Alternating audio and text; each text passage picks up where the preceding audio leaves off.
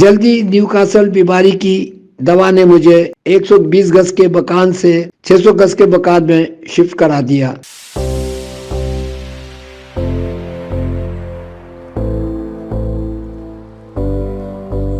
السلام علیکم۔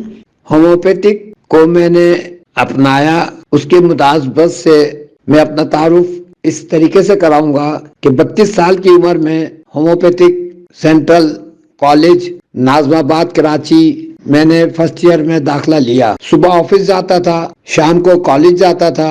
کالج میں بھی سختی تھی اور یوں مجھے محنت کرنی پڑتی تھی، کیونکہ میں فیکٹری اکاؤنٹنٹ تھا سانیو کمپنی میں، جو فریج، ریفریجریٹر، اے سی وغیرہ بناتی تھی۔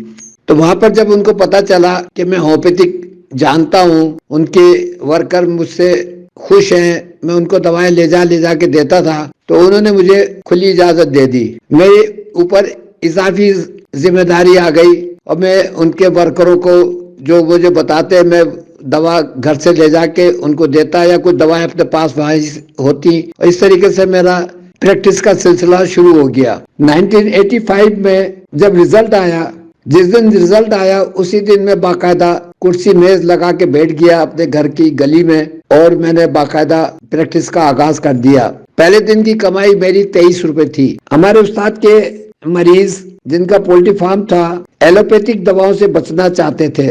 میرے بھائی نے 15 دوائیں بتائیں اور اس کا موڈ آف ایکشن بتایا۔ میں نے ان صاحب کو ایکولائی کی دوا بنا کے دی، اس میں ان کو اچھا لگا۔ ان کا دیکھا دیکھی ان کے جو پڑوس کے فارمر تھے وہ بھی میرے پاس آنے لگے، اور میں اس مکان سے شفٹ کر کے 120 گز کے مکان میں، انڈیپینڈنٹ مکان میں آ گیا، تاکہ میں کلینک بھی کر سکوں اور ایسے لوگوں کو بھی ڈیل کر سکوں، اور میرے پاس مریضوں کا بھی رش بڑھ گیا تھا۔ تقریباً 86 میں نے وہ 120 گز کا مکان کرائے پہ لیا تھا۔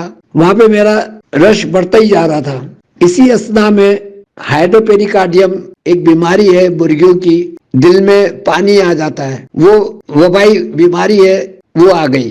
چونکہ میں پولٹری کو کچھ سمجھ گیا تھا، میں نے جو دوا دی، اندھوں میں کانا ریاضی والی بات ہو گئی، اور میں دکانوں سے ٹیلی فون آنے لگے، فیڈ مالکان سے ٹیلی فون آنے لگے، یہ دوا ہمیں چاہیے۔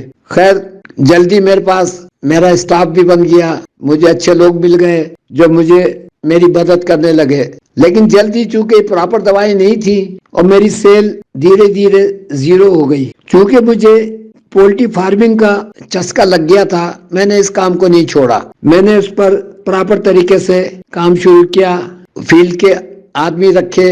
اس کے بعد میری نئی دوا یا کمبینیشن نیو کاسل بیماری کے لیے کامیاب ہوئی۔ مریضوں کا رش بھی بڑھتا جا رہا تھا، تجربات بھی فارم پہ دوا پلوانے اور رزلٹ لینے کے لیے جو آدمی رکھا تھا، اس کی رپورٹ کی روشنی میں رات بھر کتابوں کو پڑھتا۔ جلدی نیو کاسل بیماری کی دوا نے مجھے 120 گز کے مکان سے 600 گز کے مکان میں شفٹ کرا دیا۔ مریضوں کو بمیں دواؤں کے علاج میں نے فری کر دیا۔ ہر مریض کے لیے 15 منٹ رکھتا تھا۔ کیس ٹیکنگ کے لیے ایک پیڈ لیتا تھا، سیدھے ہاتھ پہ پرسکرپشن بناتا تھا، الٹی سائڈ پر ان کا علامات لکھتا تھا۔ مریضوں کی علامات میں مجھے جو چیزیں کامن ملتی تھی اس کو سمجھتا تھا، اس پہ غور و فکر کرتا تھا۔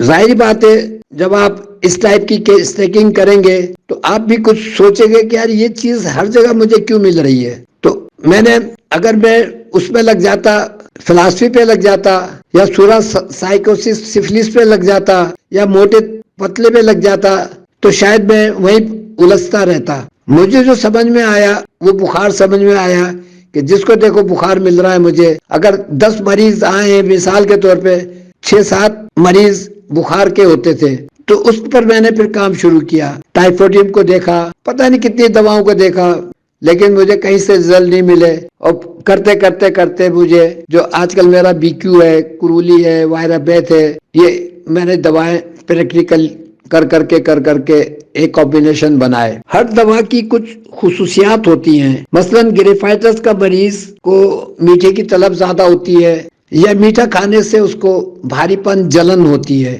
یہ علامات ہمیں ارجنٹم نائٹریکم پہ بھی ملتی ہے، لیکن ارجنٹم نائٹریکم میرے حساب سے میرے معیار پہ نہیں اتر پائی۔ کلکریا کارپ کا مریض کو انڈے کی خواہش زیادہ ہوتی ہے یا انڈا کھانے سے اس کو تکلیف ہوتی ہے، کلکریا کارپ کے مریض کا پیٹ ٹھنڈے ہوتے ہیں، یہ علاماتیں ہیں۔ اسی بنیاد پہ میں نے دواؤں کی سلیکشن کو اپنا معیار بنایا۔ بالکل اسی طریقے سے جیسے آرسنک کا مریض 2 گھونٹ سے پانی زیادہ نہیں پی پاتا یا آدھا گلاس زیادہ پی لے گا، تو اس طریقے سے میں سب سے کہتا ہوں کہ آپ صرف دوا کو سمجھیں، مریض کو سمجھیں، مریض جو رپورٹ آپ کو دے رہا ہے، مریض جو رزلٹ دے رہا ہے، اس پہ آپ متفق ہو، اس کو سمجھیں۔ اب آپ 2 دوائیں دے دیں گے، 3 دوائیں دے دیں گے، 4 دوائیں دے دیں گے، تو آپ کو کیا پتہ چلے گا کہ کون سی دوا نے ہمیں رزلٹ دی ہے؟ اب میں اگر 3 دوائیں دیتا تھا تو مجھے پتا ہوتا تھا کہ یہ دوا کیا کام کرے گی، یہ دوا کیا کام کرے گی، یہ دوا کیا کام کرے گی۔ اگر کسی نے نہیں کیا تو کیوں نہیں کیا، اس کے حساب سے پھر میں جوڑ توڑ کرتا تھا۔ اس کی ایک مثال اور میں دوں کہ ایک صاحب کو شاید 4-5 دوائیں میں نے دی، وہ کہنے لگے آپ نے جو دوائیں دی تھی ہم بہت اچھی ہے، ہماری شوگر بھی ٹھیک ہو گئی۔ اب میں پریشان، شوگر کی دوا میں نے کوئی دی نہیں تھی ان کو، یہ شوگر کہاں سے ٹھیک ہو گئی؟ اب ایک دوا پہ میں غور کرتا رہا، پتہ چلا فاسفورس دوا نے ان کی شوگر ٹھیک کی ہے، پھر میں نے اور مریضوں کو دی۔ اس طریقے سے میں نے سیکھا ہے۔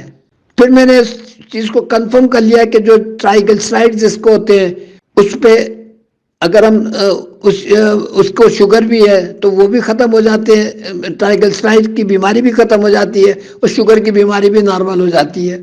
تو اس طریقے سے ہم سب کو کتابوں پہ محنت کرنی چاہیے، نہ کہ ان کی فیملی بیک گراؤنڈ میں جائیں، موٹے تازے میں جائیں، صرف دواؤں پہ جائیں، دواؤں کے رزلٹ لیں، مریض سے سیکھیں۔